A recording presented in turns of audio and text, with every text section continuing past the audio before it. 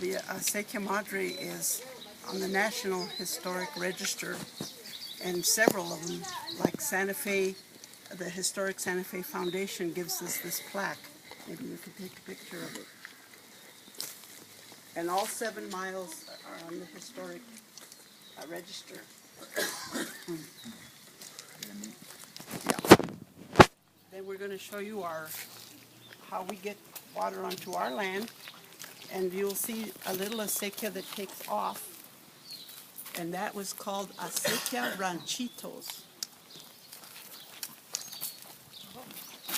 Well, you didn't bring the key. Oh, I didn't bring a wheel. That's what I said. I think I'll go get it. Okay. Should we pause?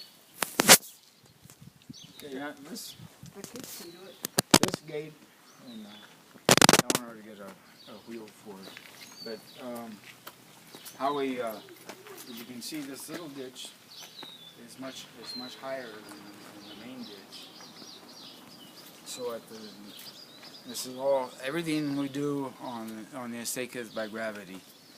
So by when I get the wheel, I'll open this, and actually what you do is this gate screws down and it closes all the way to the bottom of the main acequia, and then the water builds up behind it, and as soon as it gets up to about just top of these stones here, you see there's a hole over here, and right now there's a little bit of a pipe there, and that exits right over there, and then the water flows down to there, and you can see around the corner, you see where those rocks are, there's a culvert there, and that goes underneath the street, and it comes out in the back of our yard. And then I can distribute the water. Most of it in the yard is in pipes underground because our yard's not that large to have the open ditches, but then we can run the water to the grass area, into the trees, into the gardens, and then I have 2 ways of putting the water that's not used back into the acequia for somebody else can use further on down. So on Mondays when we start the water, as soon as it arrives here, then I go ahead and close this, and we'll show you how this works.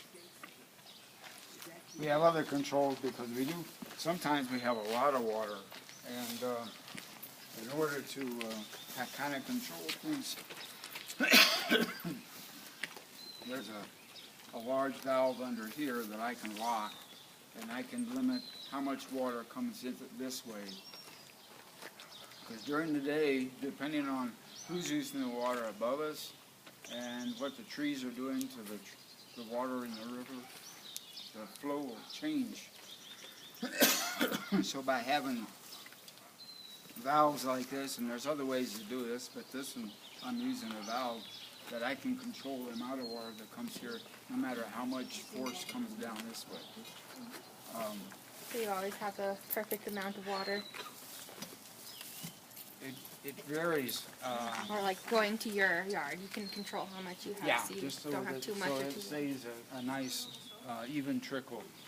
Because when I move it around in the yard, if it comes up on me, then it'll jump out, and then we'll get little flooding areas, and I don't want to do that. I want to have water go just where I want it to go.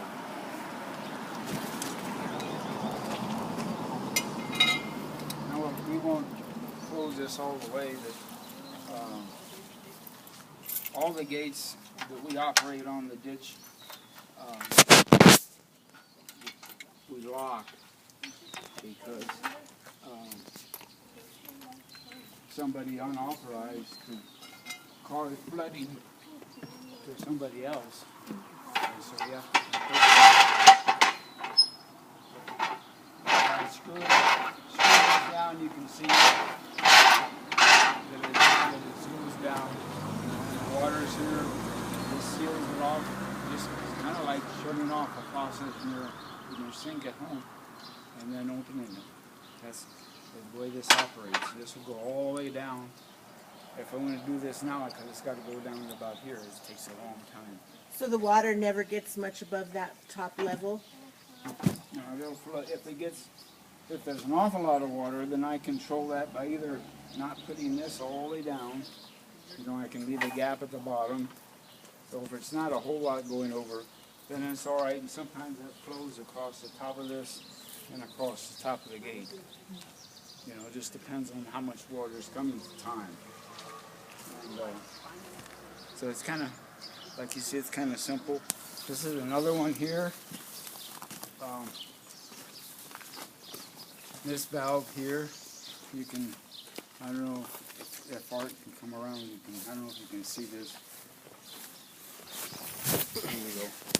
You see there's an opening here, and there's a valve behind it, and you can see right across the street on the other side of the curb there's a metal plate, and we'll open that up just so you can get an idea of how we have to be able to move the water to different people's yards. And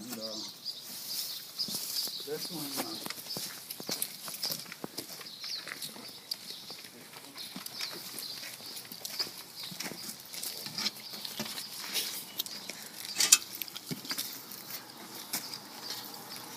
then you can see that there's a culvert, as you can see, comes across, and there's 3 2-inch pipes, and one goes to a house down there, another one goes to a house down in the driveway, and the last one goes to this house.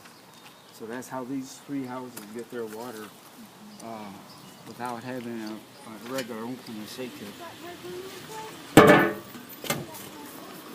and now, next step, I think we'll figure out how we're going to get up, and then we'll show you how we take the water from the river. Okay? Sounds good.